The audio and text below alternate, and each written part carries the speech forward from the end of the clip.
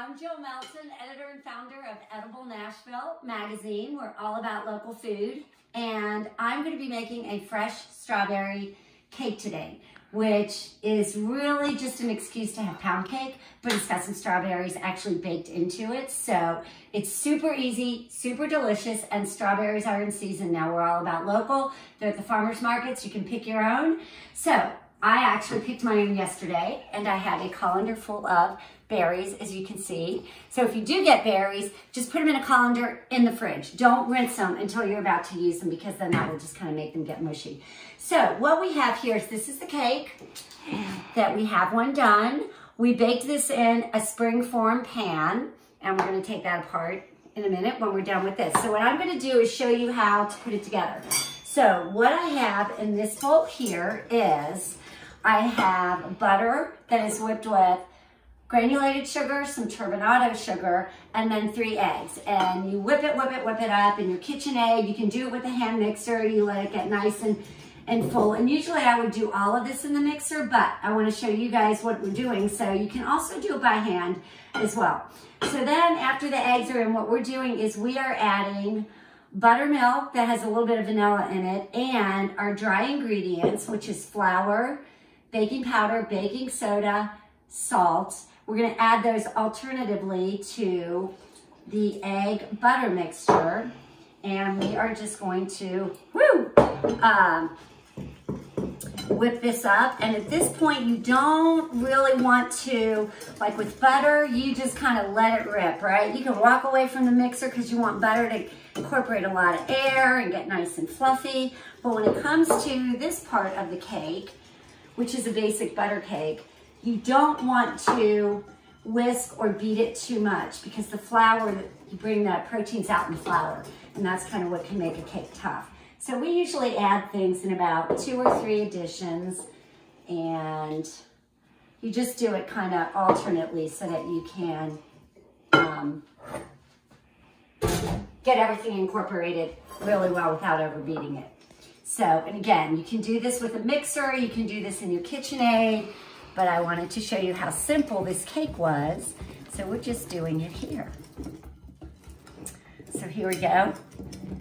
Beautiful, beautiful batter. Okay. So what we're gonna do is, this is a springform pan, right? You can also make this in a 9-inch cake pan as well. But the springform pan is typically a cheesecake pan, right? And the sides come off of it, which just kind of helps. So we're doing it in this, but again, if you just have a cake pan, that's fine. We buttered and floured it. So what we are gonna do is, we are going to pour our batter into the pan, and we are going to go get a spatula. Now we got our spatula, so we just want to scrape all of the goodness out of here. And this is actually a 10-inch springform. This one is a 9-inch. So that one is a little bit, an 8, 9, or 10 will work just fine. So what we're gonna do now is we're gonna put the berries on top of the batter.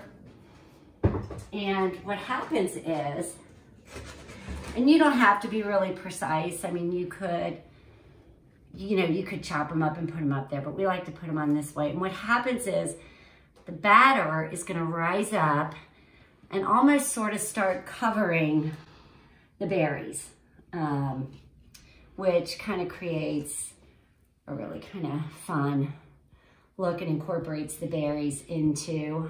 What we do is bake these in a 400-degree oven, and we're gonna bake this for about 45 to 50 minutes. You just set is when it's time to come out.